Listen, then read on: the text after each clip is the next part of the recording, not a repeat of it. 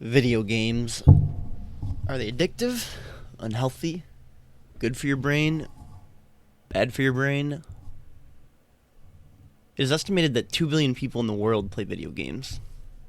It's over 1/4 of the population.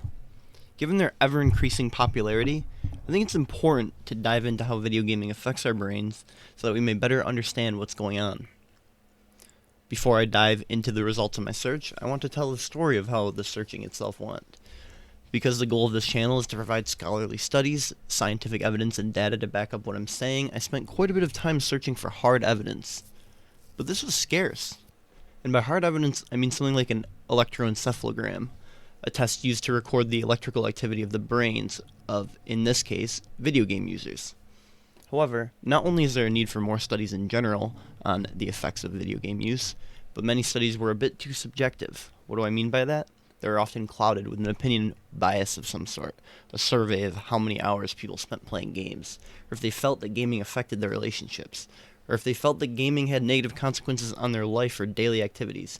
These do have their own value, but more objective hard evidence like a functional MRI showing the blood flow to certain parts of the brain in video gamers as opposed to non-video gamers. Now that's the good stuff. Results like this are clearly measurable and are not really subject to opinion at all. The study seemed to agree with my plight. Quote unquote, there is a lack of studies focusing on structural correlates of frequent video game playing. I'm not sure why this is the case. Perhaps obtaining this kind of information is more costly and difficult than simply surveying how people feel that video gaming affects their lives. This lack of more objective data is not only an issue here, but also in the field of psychiatry as well. If you have thoughts or disagree, go ahead and comment below, but I digress about that. Anyway, fortunately, however scarce some objective findings were, I was able to find them after a lot of searching.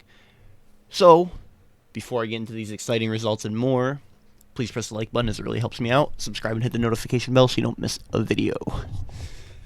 Literature reports both favorable and adverse, or harmful, effects of frequent video game playing. I'll start with some favorable effects. There's evidence that video games can increase the size and efficiency of brain regions related to visual spatial skills. For example, the right hippocampus was enlarged in both long-term gamers and volunteers following a video game training program. However, different video games were found to produce different brain changes. For instance, those who played action video games were more apt to improve in selective attention, or the capacity to react to certain stimuli while several stimuli are occurring simultaneously. This, along with improved visual spatial skills, are unlikely to be improved by playing something like an online Sudoku game that is mostly just a mental game that has no action to it, but they're extremely likely to be improved when playing a game like Call of Duty. Interestingly, one study revealed that playing video games in excess of 3 hours per week was correlated with fewer laparoscopic surgical errors and faster completion time. And these results were significant, with 37% less errors occurring and 27% faster completion time of these surgeries. Maybe video game use should be mandatory for surgeons with those statistics, although they probably don't have time for that. Further research on this revealed that action video game use in general bolsters the rate at which one can improve their sensory motor skills. In the studies, the subjects initially performed with almost identical results, but after a bit of practice, the performance of video gamers shot ahead significantly. So, however enticing it may be to say that video games simply increase hand-eye coordination in general, it is actually more accurate to say that they increase the rate at which a gamer can improve their hand-eye coordination when being introduced to a novel situation. This is likely because the novel situations experienced by playing through many variable situations in video games have trained the brain's ability to improve in these new situations. Naturally, there is some misinformation regarding what video games can do for us. An article in the men's magazine Maxim claims that video games make you smarter, but they just completely misinterpreted a study on video games and IQ, or fluid intelligence. The study found that there is a correlation between video game rank in MOBA games and IQ. MOBA games are multiplayer online battle arenas, and they're competitive strategy games that require a combination of game knowledge and rapid decision making, and those decisions influence the game greatly. This correlation was not found in first-person shooter games. So, Maxim magazine stated that this correlation means that video games make you smarter. This is not what the results of the study say at all. That is not what a correlation means. A correlation is not causality. It is merely an association that was found in an observational study. It is not a causal relationship. Those with higher IQs may simply outperform those with lower IQs in the game. So they would already come into the game with a higher IQ and therefore be more likely to be a successful player in that game. That is a possibility as well. There is no evidence here or otherwise that video game playing definitely increases a person's IQ. If it did, I would probably make this a 30-second video and just tell everyone to play video games despite potential negative consequences. Now, it's possible that playing strategy games like MOBAs may increase one's IQ still, of course. It's still a possibility, but there's no study that proves it or makes it evident that there is a causal relationship to this. This is part of the reason that I created this channel, to focus on data and evidence so that I'm not blatantly misinforming my readers and to help to combat that misinformation. Some studies state that video games result in improvement in sustained attention on demanding tasks. Other studies found that there are increased ADHD symptoms in those who played for more than one day. For example, playing video games affects our attention, and some studies found that gamers show improvements in several types of attention: sustained attention or selective attention. Selective attention is the one that we just recently talked about. The brain's regions involved in attention are also more efficient in gamers and require less activation to sustain attention on demanding tasks. Selective attention, as I stated, is one's ability to focus on certain stimuli when there are a lot of stimuli present, and the improvement of this skill when playing action video games is evident. However, a follow-up study a few years later investigated sustained attention further. They stated that although playing video games can improve several cognitive functions, the intensive interaction with the exciting, challenging, intrinsically stimulating, and perceptually appealing game environments may adversely affect other functions, including the ability to maintain attention when stimulation is not as intense. And those who played action video games did experience a drop in performance over time in sustained attention tasks, more so than the non-action video game player group. So what does this mean? It means there is a good chance that playing highly stimulating video games is dampening people's ability to sustain attention over a long period of time when performing less stimulating tasks.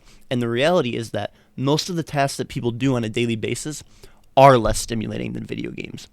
Going to work, going to school, doing chores, almost never going to be as stimulating.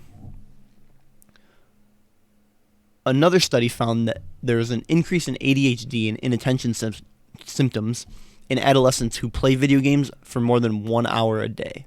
This was measured using Connor's Comprehensive Behavior Rating Scale, a commonly used test to assist in the diagnosis of ADHD. Young's Internet Addiction Scale was also used. Oftentimes with subjective studies that ask questions like this, they have to use 2 different studies at the same time.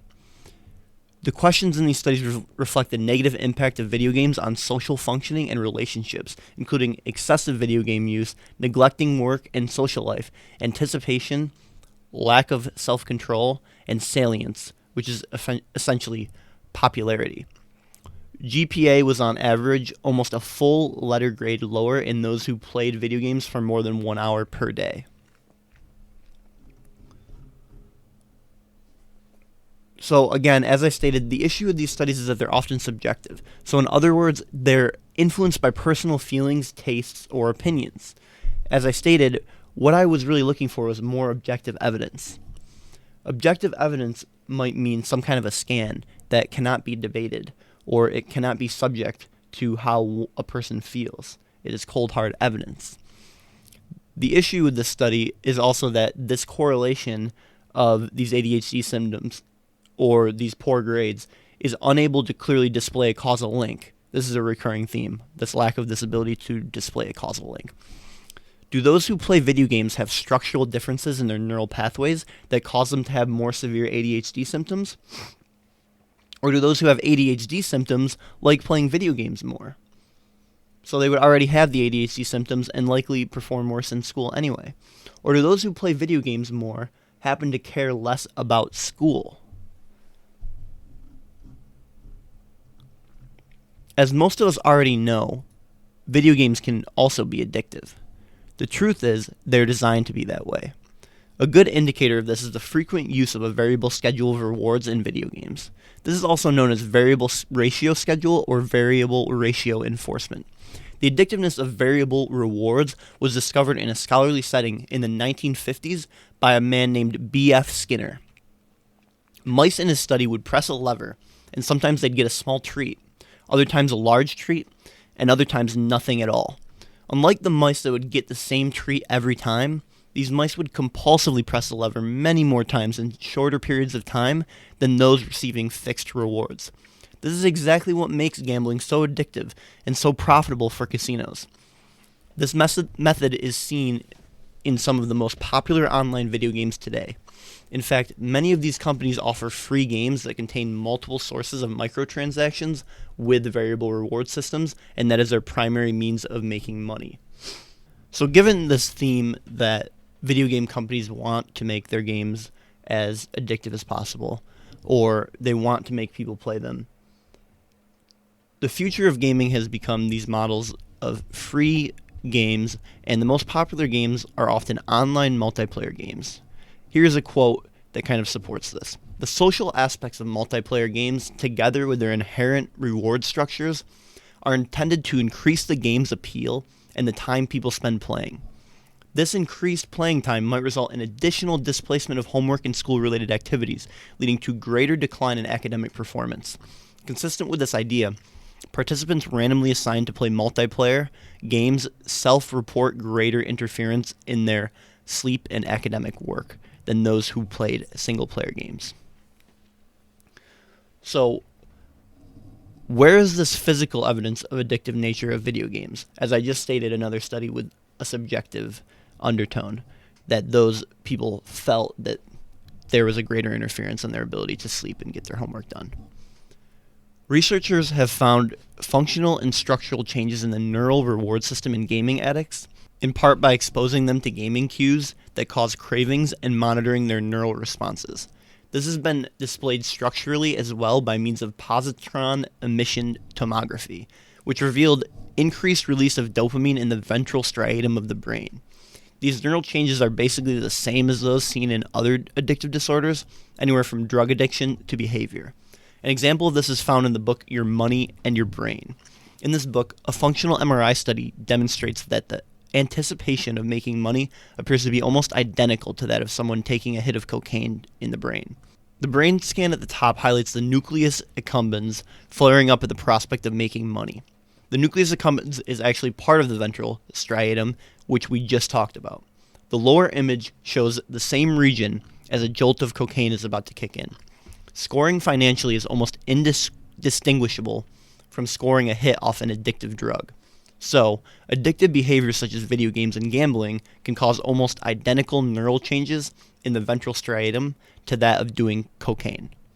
This is one of my biggest concerns with video gaming, although I do hope that more objective data and scans are done in the future to further provide evidence of this point. But this still is significant evidence of the addictive nature of video games. In 2018, the World Health Organization created an official definition for gaming disorder. The DSM-5 contains a section that notes internet gaming disorder, informally as a possible condition, but that it needs more research. It suggests that internet gaming disorder may be identified by 5 or more of 9 criteria identified within a 12-month period.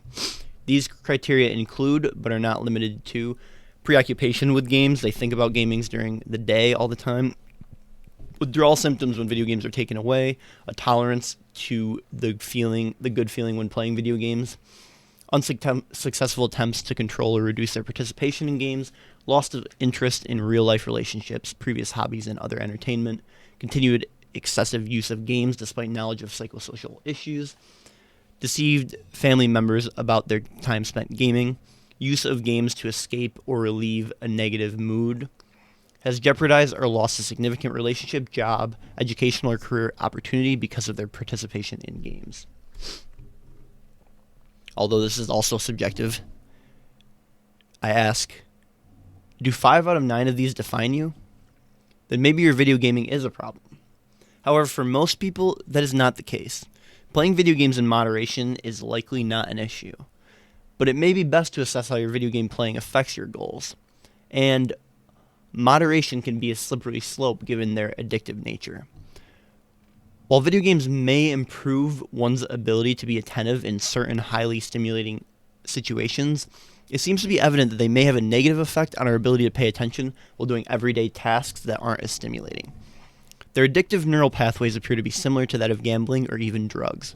Further research must be done to make this evidence more certain, and if it fits into your schedule, perhaps a bit of addiction in moderation is harmless.